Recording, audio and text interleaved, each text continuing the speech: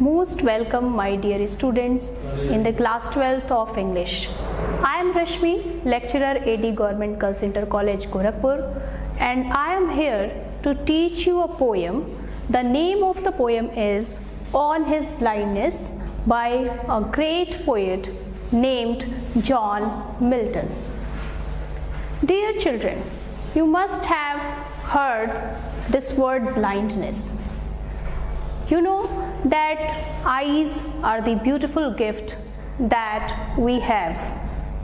God has given this beautiful gift to see this beautiful world, which is filled with colorful imagination, which is filled with a lot of beautiful things that we can feel, that we can imagine. Now think about a situation that if you are left in a room that is quite dark and you are unable to see anything. Dear children, don't you feel suffocated at that time when you don't find anything to watch? What will be the mental status of that person who cannot see in his life forever? What will be his mental suffering?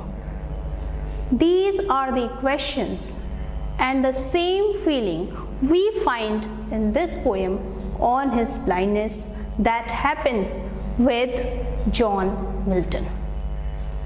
John Milton faces the same situations, the same feeling with himself because he gets blind at the age of 44, which was too early, and he was too genius that he wanted to explore a lot of things in his life.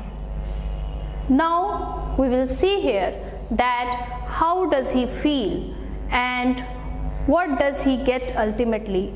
These are the feelings which have been beautifully expressed in this poem On His Blindness. But before we go for the poem, let's have a crystal clear objectives of the poem that we have. Here is the objectives of the poem. The first, to have a brief knowledge about the Italian sonnet. Now look at the word Italian sonnet. Dear children, sonnet is a poem of 14 lines. Now what is an Italian sonnet? Italian sonnet is a poem that is divided into two parts. The first is octave and the second is sestet. The octave contains 8th line and the sestet contains 6 lines. Now you can say that this poem is roughly an Italian sonnet. Why? Because when we talk about an Italian sonnet, the octave and sestet are clearly divided in the Italian sonnet. But if we talk about the On His Blindness, this division is not clear. Milton has unified the 8th line as run-on line. So it is not clearly divided, and we can say that it is roughly an Italian sonnet. The second thing, to have the deep understanding about the theme of the poem. As we read the poem, we will be able to know the deep meaning of the poem. Third, to know the explanation of the poem. To enhance vocabulary treasure, as we read the poem, we find certain difficult words, and to know the meaning of those difficult words, we will be able to understand the meaning, and in this way we will be able to enhance the vocabulary treasure. Now, to be familiar with the central idea of the poem. What's the central theme of the entire poem? We'll be able to know. And last but not the least, to find out figures of speech contained in the poem. How many figures of speech are present? They are very important ingredients and they add beauty to the poem. So here we will try to find out how many figures of speech are present in this particular poem. So this was all about the objectives of the poem. Now let's move. You must have curiosity to know about the John Milton. So here we have some knowledge. John Milton was an eminent English poet. Birth 9 December 1608 in Bread Street, London in England, and death November 8, 1674. Education, graduation from Christ College, Cambridge in 1629, and completed his master's degree from Cambridge University in 1632. His notable works: Comus, Paradise Lost; Lycidas, The Paradise Regained; El Allegro.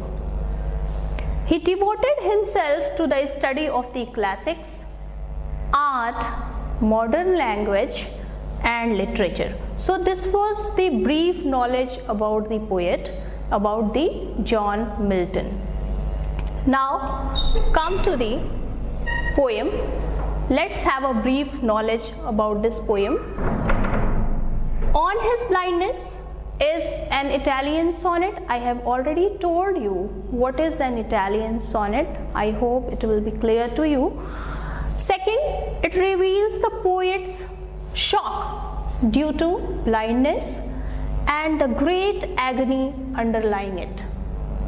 The poet feels very depressed due to his premature blindness. And how does he feel? What are the feelings? These are the things are very beautifully shown in this poem. We will see here.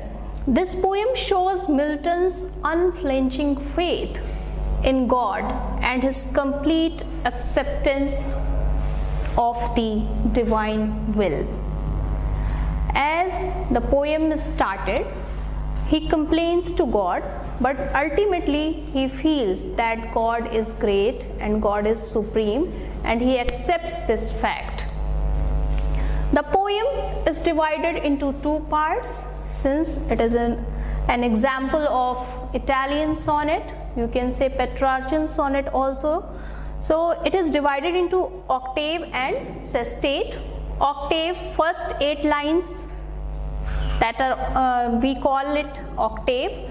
It exhibits the poet's mental conflict and agony. In the first 8 lines we find it. Now what about the sestate? He realizes the supremacy of God and his will. This poem is autobiographical in nature. It shows the history of the John Milton himself. So it is autobiographical in nature. Now come to the text. Here is the poem, the beautiful poem that we are going to read today. First of all, I am going to read this poem. This is stanza octave, and I must tell you again that the 8th line of this stanza, this octave, is continued, and the meaning of it will be continued in the sestate. Since it is run on line, so it is the run on line, so it will be continued in the next stanza, you can say in the next sestate 2. Here difficult words and meaning. When I consider how my light is spent ere half my days in this dark world and wide, and that one talent which is death to hide, lost with me useless, though my soul more bent to serve therewith my Maker, and present my true account, lest he returning chide. Doth God exact day labor, light denied? I fondly ask, but patience to prevent. So from patience to prevent, the meaning of this section, this segment will be clear to you when I will read the next stanza, that is sestate. Now consider to think ere before, talent, poetic gift, chide, scold, exact, demand, denied, taken back. So the meaning of these difficult words are in the context of this poem particularly. Now I am going to explain this poem. When I consider how my light is spent, John Milton says, when I think, when I contemplate that how I lost my eyesight. Here light refers to the eyesight. How my eyesight is spent, is used. How I lost my eyesight. Ere half my days, before half my days, as it was expected. So he became blind so early at the age of 44. The poet is quite depressed that now he is not able to use his poetic talent as he turned blind so early. Now the entire world seems to be quite dark, to be quite challenging for him, because he is not able to see, so the imagination faculty is also weak. Now the poetic talent which he has with himself, he is not able to use it properly. And that one talent, here the talent refers to the poetic gift that he has, that God has given to him. That one talent which is death to hide. If the talent is kept hidden, it is like the moral death. And the poet is quite sad about it. He says that I have the poetic talent, but now I am unable to use that poetic talent, so it is like the moral death. And lost with me useless. Now it remains futile. It is useless for me. It is useless within me.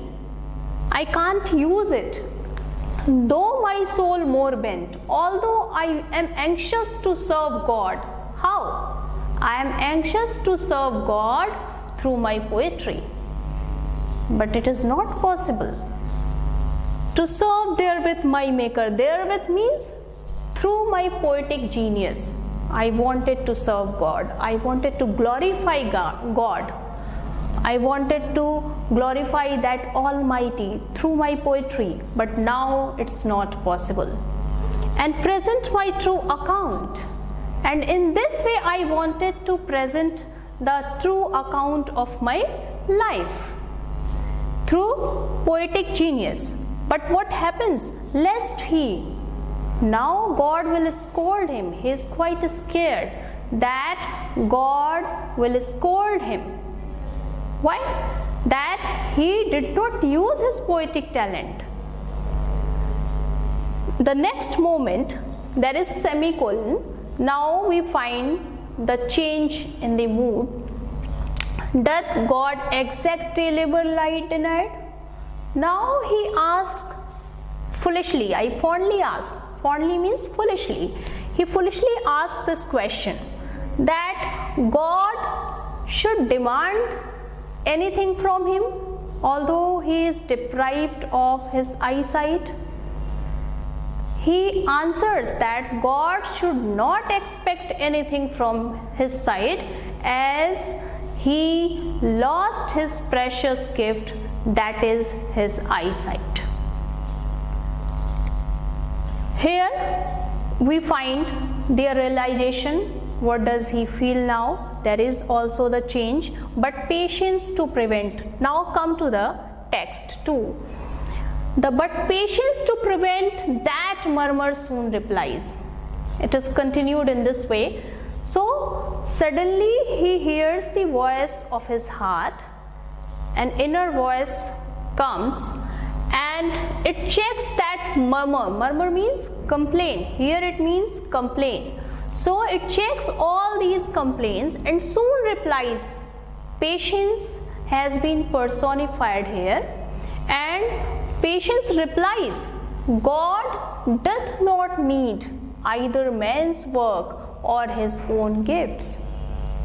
God does not need man's work. God is almighty.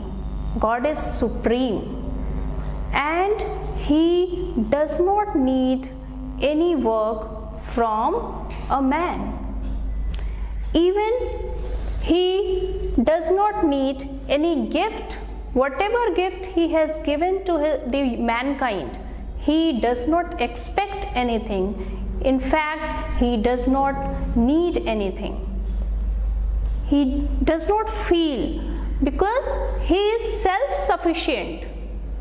And it is our foolishness that we think that God is expecting something from us. Now, he finds answer, who best bear his mild yoke, they serve him best. Those persons who endure the misfortunes of life cheerfully. Yoke, here yoke means misfortunes, because yoke is a kind of burden. So when we find misfortunes in our life, it is a kind of burden for us. So here he talks about those persons, the persons who endure misfortunes of their life cheerfully. They also serve God in the best manner. His state is kingly. God is great. He is Lord of Lords. His kingdom is very vast. His state is kingly. Thousands at his bidding speed. Now you can see the word meaning here. Murmur, I have already told you, complain, yoke, misfortunes. State, position, bidding, command, and post means travel fast. So we can connect these meanings here. Thousands at his bidding speed, and post over land and ocean without rest. God has innumerable angels with him, who are ready to follow, who are ready to carry out his orders without taking any rest, and they roam over land, sky, earth, or ocean. Wherever you find, the angels are present to serve him. So they also serve who only stand and wait. Finally, he finds the conclusion that this is the best service that one can render. A person who is ready to wait with patience for his chance, for his turn to serve God. If he is ready to wait patiently, he also serves the God in the best manner. So this was all about the poem, and this was the last sestate. Now come to the format of explanation. First of all, we write reference, then context, after that explanation, then you can add comments. So how can you write? I have given you a very brief idea about the explanation, how can we write it. So here we have reference. These melancholic lines have been taken from the poem On His Blindness, composed by John Milton. And in context, you can mention whatever he has given the idea. In these lines, the poet describes his sorrowful condition due to premature blindness. Now you can explain as I have explained the poem. Now comment. These lines express the poet's shock due to premature blindness. Whatever you feel, you can write here. The language is figurative. The tone is melancholic. So in this way you can write the explanation of these stanzas. Now we have the central idea. What is the central theme, as we have seen in the objectives of the poem? So here we have the central idea. On his blindness is a personal sonnet. I have already told you that this poem is autobiographical in nature, so it is a personal sonnet composed by an eminent poet named John Milton. The poem is full of mental agony. The poet turns blind at the age of 44. At first he complains to God against the injustice done to him, but ultimately he realizes the supremacy of God and resigns himself to his faith and to God's will. He finds that the best service that one can render to God is to be patient in one's life and wait for some other opportunity for service. So this was all about the central idea of the poem. Now come to the questions for evaluation. The first question is, what is the mental agony of the poet? As I have explained in the poem, the mental agony, what is the sadness of the poet? So here you can say that the mental agony of the poet is that he got blind so early and he could not use his poetic talent efficiently. Now how does Milton console himself? Milton consoles himself by saying that those persons who stand and wait, they also serve the God in the best manner. Now come to the homework section. Explain the following stanza with reference to the context. His state to stand and wait. I have already told you the format of the explanation. You have to write the reference, context, and after that explanation you can add comments to. The second, which lines do you find the most inspirational in the poem? What are those lines that you find quite inspirational? You learn through those lines, you have to mention it. So this was all about the poem, and what we have learned through this poem, that according to the poet we should have the unflinching faith in God. We should accept the supremacy of God. God is great. And the second thing is that patience is the very precious gift that we should have always with ourselves. In this way, this poem asserts the value of pain and patience. Pain teaches us that how can we deal in any situation with patience. So these are the things that we have learned in this poem, and I hope you will also try to apply these feelings in your life. This was all about the poem, and again we will meet some new topic. Till then, have a great time. Thank you.